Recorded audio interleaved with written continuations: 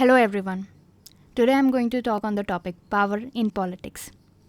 Having no power over social relationships, finances, organization, religious matters, or in society in general makes us feel miserable. We want more power than we already possess in every area of our life. However, showing the desire for power is not socially acceptable. One must present themselves as open minded and polite.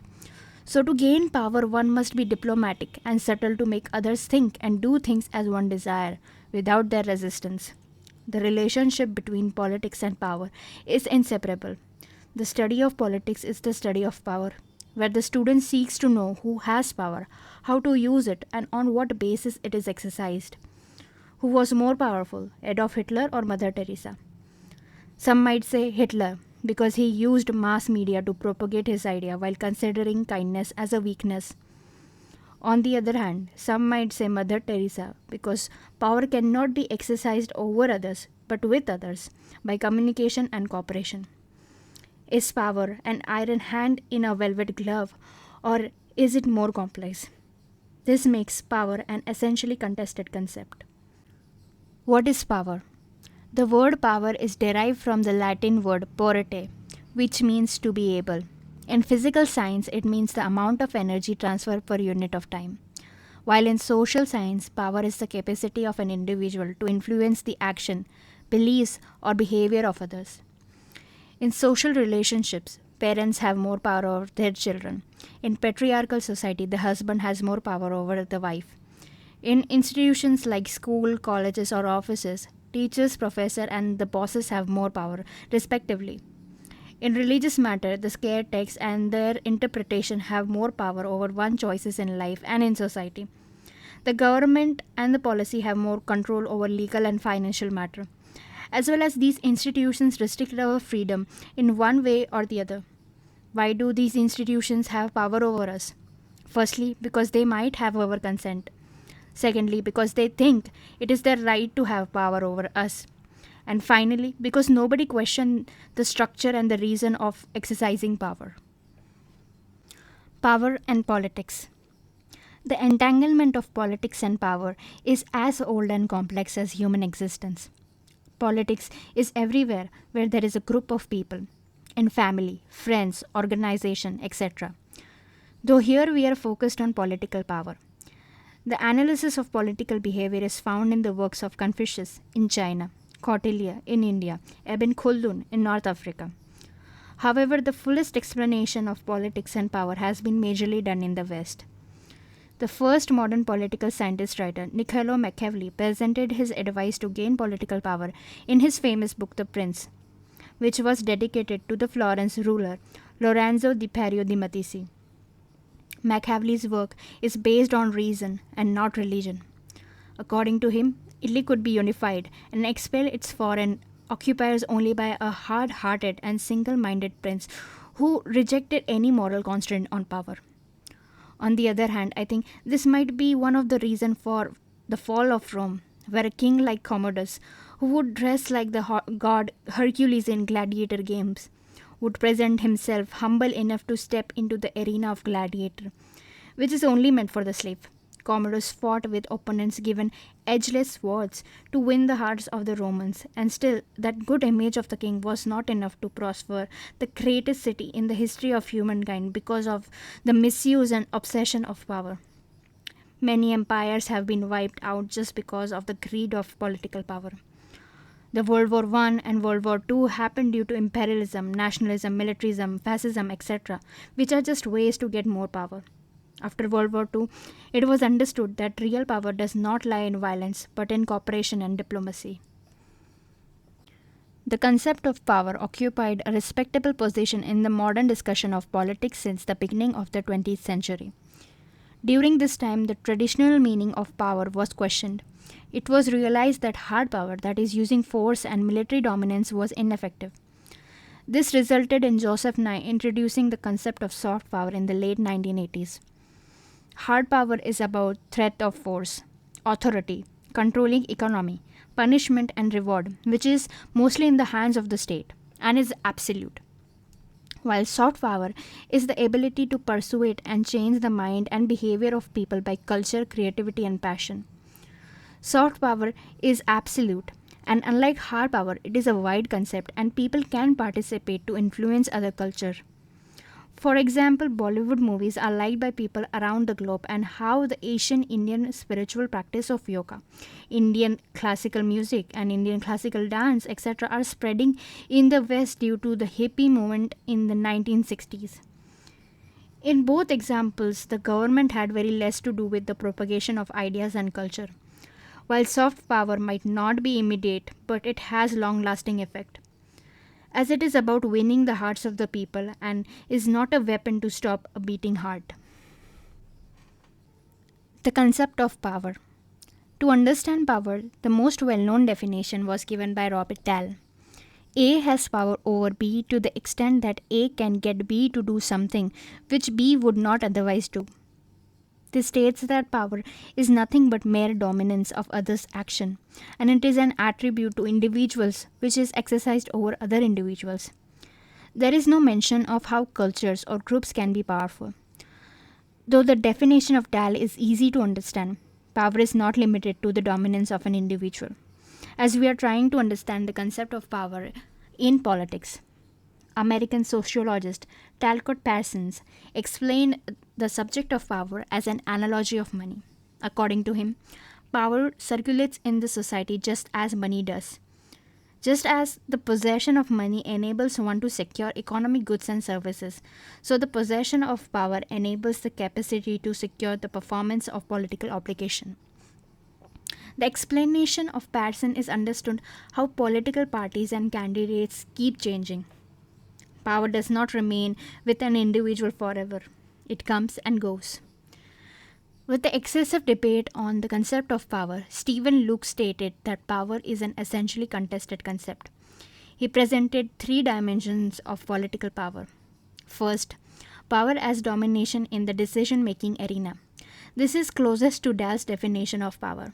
For example, demonetization in India on 8th November 2016, which declared that rupees 500 and rupees 1000 will be illegal by midnight of that day.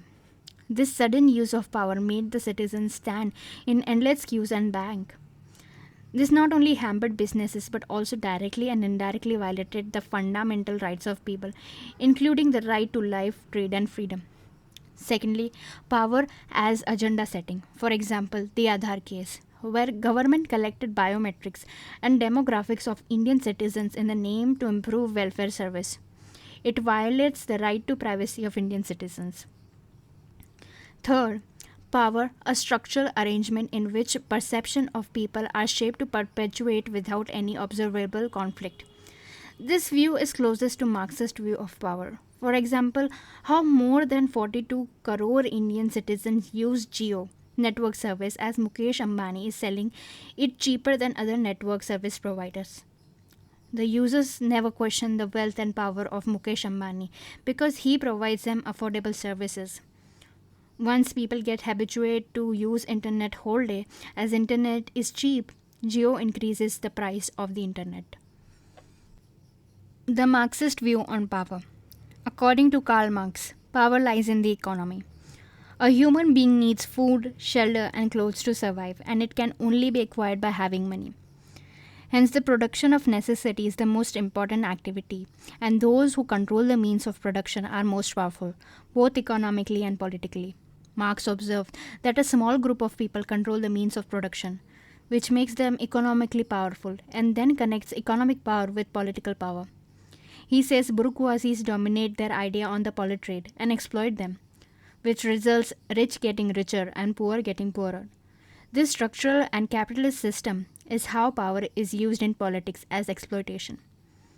For example, how Adani, Ambani, and other Indian business persons have dominated major sectors such as management, electric power generation and transmission, renewable energy, mining, airport operations, natural gas, food processing, infrastructure, petrochemical, natural gas, retail, telecommunication, mass media, and textiles, leaving no place for small and medium scale industry to flourish. The Source of Power by Max Weber. Max Weber simplified the source of power by distinguishing between three kinds of authority. They are, first, rational legal authority. It is understood as the characteristic of the modern industrial bureaucratic state. This means the position of power occupied by an individual is considered rational and legal.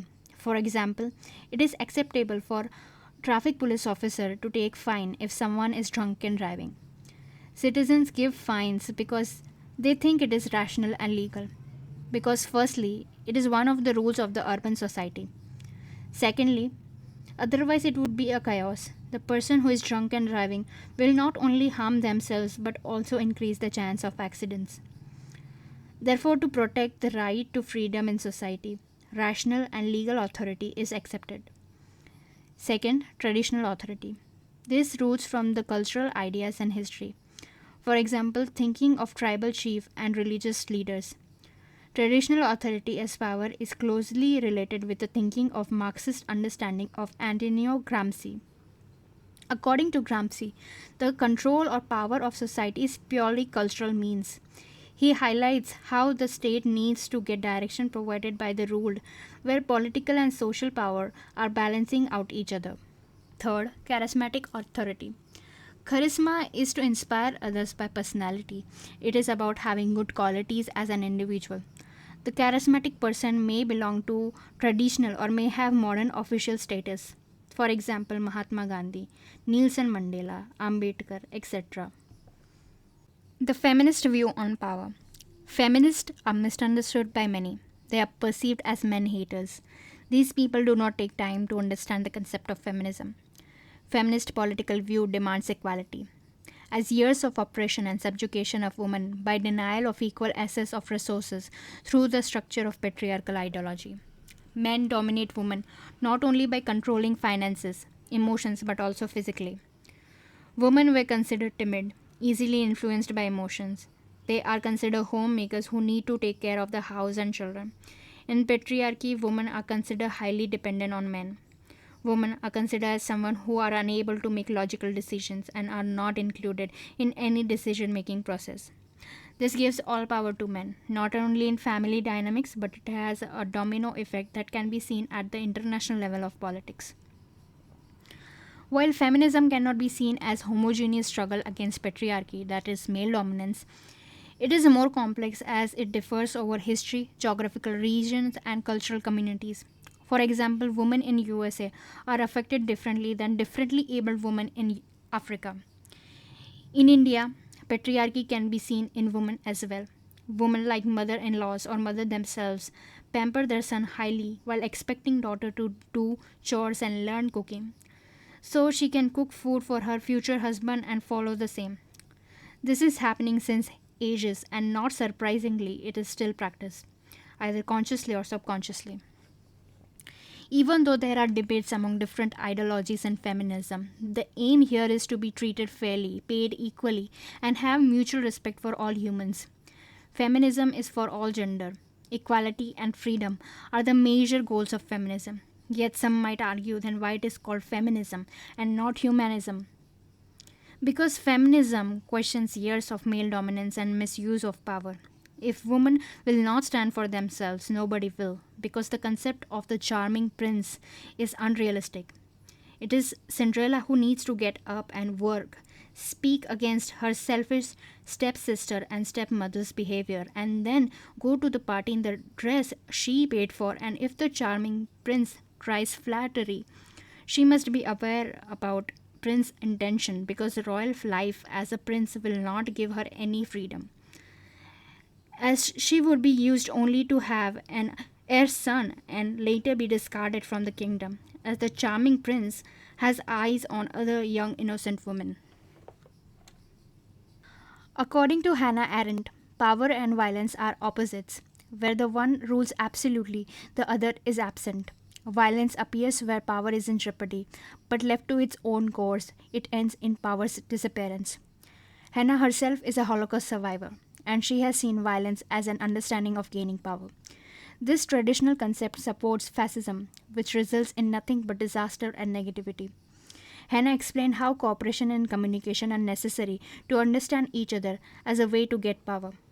She says one must not try to have power over, but have power with, as power lies in unity. This clearly makes sense, as political power is the power of the collective. French philosopher Michel Foucault presented progressive thoughts on power.